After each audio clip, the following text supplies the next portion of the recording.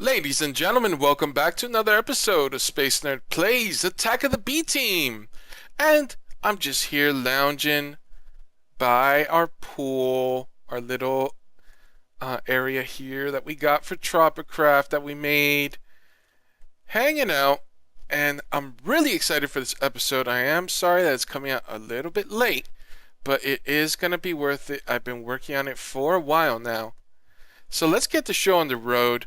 The first thing I wanted to do is, if you guys been following along, you know that we caught Marcy in here with Featherman, and we're gonna build them a house, cause they're gonna be moving out together. At least Marcy is. I think Featherman, we worked things out. He's gonna stick around. He's our buddy, you know. It's not his fault. It was really Marcy. But we need a new girlfriend. So let's go into our necromancy room. We haven't been in here in a while.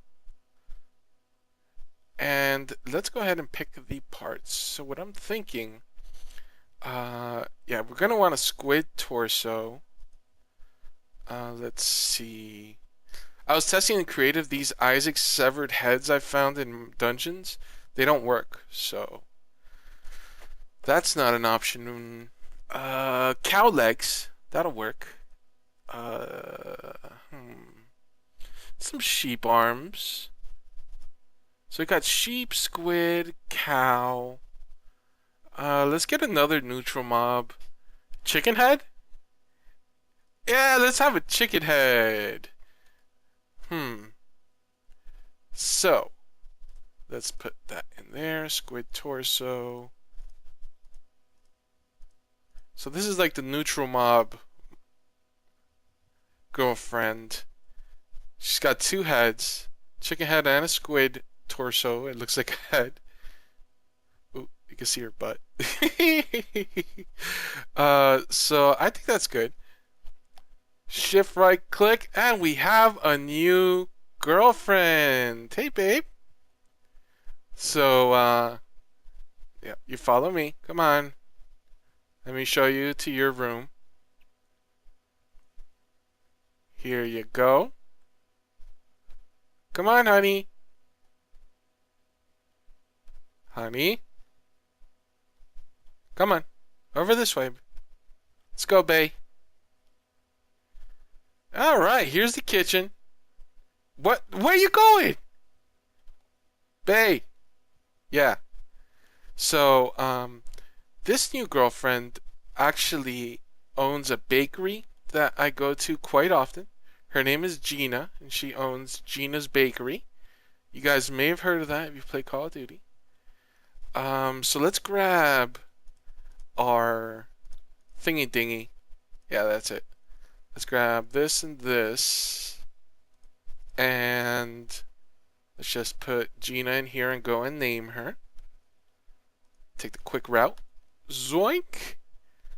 Go to the anvil. Check out what I did with the anvils. So I put a block placer from Open Blocks. So if this anvil breaks, you just push this button. That's is a big button from Open Blocks as well. And new anvil. And I got like 3 in there just in case. Pretty nifty, I thought. So I don't have to worry about crafting anvils. So let's name Gina. Hey Gina.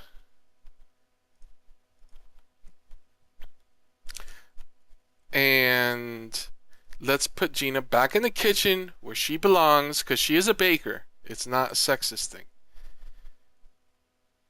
And we'll put her in front of the oven here.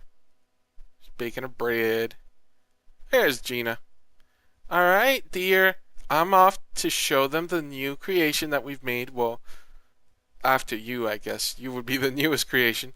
But the rest of this episode, we're going to be talking about the automated Carpenter's block and dye farm that I've made. Here it is. Da, da, da, da, da, da, da, da. Spider died. So, as you can see, these things grow pretty fast even without fertilizer. Why did this not cut? Oh, there it goes. Why you no cut down? And you can see it's producing sludge and making me blocks. Hardened dirt. Look at all these blocks I got. So I'm going to show you how this whole thing works and how you could set it up if you want. And the first thing we'll start with is the harvesters. So the harvesters have, of course, connected to power from this tesseract, and they have two item output item ducts. So the one that's outputting to this side and one that's outputting to this side. What we'll go over first is the one outputting to the right, this item duct. And on these two, oh boy, that's going to be annoying. So on these two, they're whitelisted only the different wood types that these produce. Now, the stained saplings can only produce oak, spruce, jungle, and birch. Right, so we're whitelisting only these wood types can come out this way. So for both of these, they're coming out this way and heading down this item pub to a strong box. This is just a buffer for the sawmill. So the sawmill will take in any of the planks that come in from the harvester. There should be some coming in right now so we could demonstrate. And these are not the impulse ones, so it is kind of slow. Oh, there it goes. It just went up into here, the sawmill, and it should be coming in. And that's going to cut up our jungle wood planks. And you get 6 from one instead of the regular 4, which is nice. And it also produces a byproduct of sawdust. The sawdust gets sent up to this cyclic assembler, and when you get, it doesn't show the schematic here, but you can take 8 sawdust and compress it into a compressed sawdust, and the compressed sawdust will cook into a piece of charcoal, which is sent out into our item system and into our main item storages. So from there, the planks are sent into 2 places, and I have it outputting a stack size of 2. So it sends 2 at a time, and it goes to this bottom cyclic assembler and the top one. Now the bottom one has, let's go into owl mode so we can sneak under. The bottom one is connected twice. So it's going to send to this one twice and then this one once. So it's going to work at a 2-to-1 ratio. So this cyclic assembler is going to get more wood than this one. So the bottom cyclic assembler is pretty simple. It's just creating sticks. Why is there dirt in there? So you get 2 planks and it'll make sticks for us. The top one, it's outputting here to the top one and this one. So it outputs again on round robin mode and is connecting to this top cyclic assembler in 2 places. So it's getting 2-to-1 ratio of sticks going to the top one. So this will receive 2 and this will receive 1 set of 4 sticks, because you have to have that stack size set at 4. Alright, so now the top one is getting the wood and the sticks, and it's creating carpenter's blocks. So we could see here, it just made 5, it just got some more sticks in, there it goes, boom, boom, boom. And it's on a round robin, again, going to these 3 cyclic assemblers, which are making the 3 other types of carpenter's blocks. And it's also going straight into, if you follow this line, straight into a deep storage unit. And here we have over 15,000 carpenter's blocks ready at our disposal. So it just round robins a set of 5 that it creates, and it'll go 1 to here, 1 into deep storage unit, 1 into here, and 1 into there, and keep round robining over and over. And remember this one, it's getting the sticks and carpenter's blocks coming in. Here's the sticks, here's the carpenter's blocks coming in, and that's making Oh boy, it's a little backed up on sticks. The ratios are not perfect on it, so sometimes you gotta send them in manually.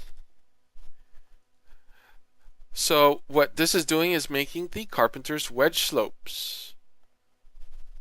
Alright, so that's with, you take some Carpenter's blocks, and we'll just pretend this is a 3x3 crafting grid, and you put 3 Carpenter's blocks and 3 sticks, and that'll make some Carpenter's wedge slopes automatically for us, as you see it going now. Zoom! And it just goes right in here to our deep storage unit, and we even have a nice label on it showing that these are Carpenter's wedge slopes. We've got 6,700 of these. Very nice. This thing is just working like a charm. Alright, and the next one up, it's receiving Carpenter's blocks, and it's just forming them in filling out the crafting grid like so. You just do a full 9x9 and it's making the Carpenter's collapsible blocks. That's all it needs. And it's outputting them into their storage unit. Oh my god, I already have 30k of those. These are going faster somehow. I'm not sure why. And then finally going up to this one, which is making Carpenter's stairs. And you just make stairs like any other wood blocks, just like this, out of Carpenter's blocks, outputting, bam, right here. 16,000, almost 17 now. So this is automatically, this is really meant to give me all the different dies, but as a byproduct, it's giving me all the different Carpenter's blocks. And a really awesome feature of the Carpenter's blocks, if you have not seen from Bdubz video, let's say you put down a Carpenter block here, right? And let's get a piece of wood. Give me that. You have that, right? And you could do all the benefits of Carpenter's blocks. But if you take a die, let's say we take a ink sac here, apply that there. So these things work really well together. Let's put these dies back. And it doesn't have to, it could be any color dye. You could take even a pink dye, right, and dye it pink. Oh, we have to take off the dye with the hammer first. Hammer! Oh, you gotta shift click. Durr. So dye comes out, put in new dye. Now we got pink wood. How cute! Pretty cool, right? So you may be asking yourself, Space Nerd, this is awesome that you have all this, but how does it tie in to your main storages? Because it's kind of annoying to have to, oh jeez, you can put it on the doors too.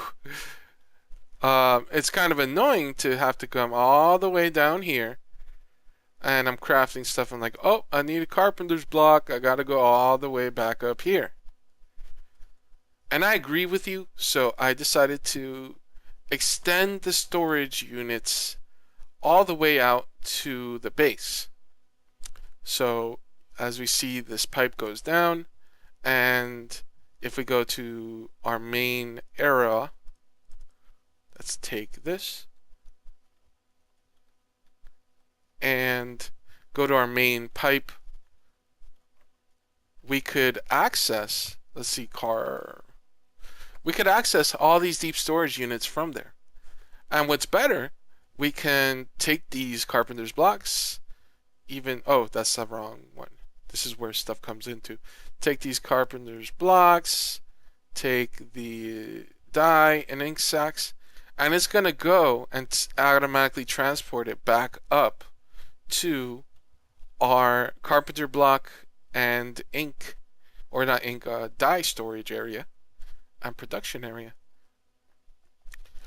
So this has a long pipe running underground to there, to where we were. And how that's hooked up is just the same way each of these has, look, we just saw it come in. There's a black dye coming in. So it works like a charm. Takes a little bit to get there, but I think it's still pretty cool. So these are just how you hook up any other chest to a storage system. If you have not seen the episode called The Organized Hermit by Generic B, check that out. That's how I figured out how to do it. I did put my own tweaks to it, but that's something that'll come while you learn. But the only difference when you're using a deep storage unit is when you're programming the item responder chip. You just make sure it's whitelisted to only receive the Carpenter's wedge slope, and you set a higher preference than your other chest. So, because if you have the preference lower than your other chest, it's going to just go in a random chest. If this is on a higher preference mode, it's going to go there instead. Alright, so that does it for, oh geez, thanks guy. That does it for the automated Carpenter block production area. As a byproduct of it, we do get all the different Carpenter's blocks that there are automatically crafted for us through these cyclic assemblers, and as a bonus we have charcoal coming in as a free byproduct, pretty much. And you see this works pretty quick. I do not have any fertilizer going. It's just a planter, and we're gonna see how the planter and the dyes work. This is the little bit of a tricky part. Actually took some crazy redstone in here, but it's pretty simple once we explain it. Another byproduct is all these awesome free blocks that we get from the sludge boiler. We'll go over that in just a moment. I'm just going to take a little break and we'll be right back. Alright, and we're back. So we've already covered what happens to the wood that gets harvested from these harvesters. Let's talk about how the dye works. This one's a little bit more complicated. But as we saw on this side, we have a white list, so only the wood could come out. That means everything else is going to come out of this side. So we have a black list set on here with a pneumatic servo, and just making double sure that no wood is going to come out. So I blacklisted all the oak, spruce, jungle, and birch. So everything else that comes out, that's going to include the stained saplings and the apples, will go through this item duct into this strong box.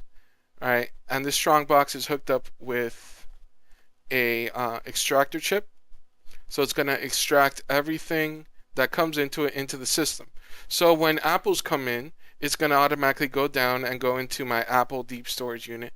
But if the stained sapling comes in, right above it is another resonant strong box, and this is hooked up with 2 responder chips and a broadcaster chip.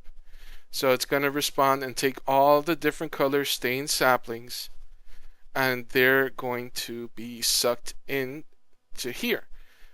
So the apples could go where they need to go, stained saplings need to go in here. And the broadcaster chip is very important because we have an item duct going from this strongbox, and it's going to have all of the saplings in it. So here we see there's some brown saplings, but they're not going. That's because this has a pneumatic servo, but I have it set under the redstone controls to high, meaning that it's only going to push items through when it's receiving a redstone signal. Okay? And I have the stack size set to 1. Now below it I have, okay, you can see it working now. Below it I have a timer and a repeater, but these aren't the regular repeaters. It's a Project Red repeater and Project Red timer. Timer is set on a 1-minute delay, and the repeater is on the highest setting, 256 ticks. So right now it's outputting a signal. So these brown saplings are gone, and we see that some red saplings are coming in. So you see the red saplings are just sitting there waiting. Now the reason I have this like this, giving it a waiting period, is we need to have saplings replenish the planter. Because if the planter runs out of saplings, then the whole production stops. So I have the planter set up with interface pipes running here and there. And these have stock keeper chips with the different stock for the different color saplings that we need. So you see The red is over here, I guess. Yeah. So you see there's 8 red. Even though it just harvested and replanted a red, it got restocked because these saplings are here in a waiting pattern for at least a minute as this timer goes. But once the timer goes through, you see it's going through now, it gets sucked into a unifier. And the unifier is what does the magic. So if we pop a purple stained sapling in it, it's going to convert it into a purple dye. And from there, it gets pumped out into... okay, this is a separate thing. It gets pumped out into this strong box, which has another extractor chip. And then here we have our 16 different colored dyes. The only snag is white trees do not turn into bone meal. That would be a little bit cheaty. And blue trees don't turn into lapis. But they're still useful because you can use them as dyes for certain things. But we also have our skeleton farm down below, which will give us unlimited bones. So lapis, I think I have over 500 blocks of lapis. And everything's so abundant in this mod pack that mining for lapis is not a problem if I run out. I'm not really worried about it. But alright, so we got at the point where the items are getting extracted here. They've been converted from the trees into dyes, and they get sucked into the system. And each of these have a broadcaster chip and a responder chip with a different whitelist and the highest preference setting. The whitelist is for the color dye that we want to go in. So here's the white. Here we have the orange dye, and it goes on through the 16 different colors. So it gets automatically sorted into the correct deep storage unit. And this doesn't go as fast as these Carpenter's blocks, right? Because I remember pink I had very little of. So I'm at 284 stored. And in the time that took me to get 284 pink saplings, let's take a look at Carpenter blocks. I have 16,000 Carpenter blocks. So it's a slow process, but it's set it and forget it. You don't have to worry about it again. And if I ever use 16,000 Carpenter blocks or 32,000 collapsible ones, I think I'd have the whole world be collapsible or Carpenter's blocks. So I think I'm okay for the rest of my life on Carpenter's blocks. But just in case, I have them produced at a high rate. So that's it. The main thing I wanted to stress is to have that holding area for your saplings to be able to go into the planters again. Because once they get turned into dyes, that's it, you're stuck. You can't plant the dyes. They need to be in the sapling form. So you see here that it never gets below the 7. I've seen it get to 6 before, but it always, I think we just saw a gray get replenished there. And that's it. So we had a little bit of a nerdy episode, but I wanted to end it off with something fun. We started with some fun making Gina there, and she's I think she's baking some cupcakes for us or something, because she does have that bakery. But let's finish off with taking a lap around our jet ski super speedway, because I did promise to do that last episode, but I don't know if you noticed, but we hit over 40 minutes on that episode, so I did want to cut it short. But this one, we do have some time, so let's go for a ride. So here I created this biome. This is a cherry grove biome. It used to be, if we could take a look at the map, this used to be all ominous woods. So I converted it into cherry blossom grove and planted all the cherry blossom trees. And so I kind of like am the master of nature here. It's pretty awesome that you could do that in this mod pack. And we're coming up on the first turn of the man-made river. We made a few episodes back with the explosives. And this is not, by far, not a fast boat here. Hopefully the engines from Archimedes ships will become craftable soon. I think that's a work in progress, but we just have to wait and see how that goes. So this is we're in full on the man-made area. Here, creeper dying somewhere. Oh well, guy, stop dying. All right, slow going here. And here's the witchy tower.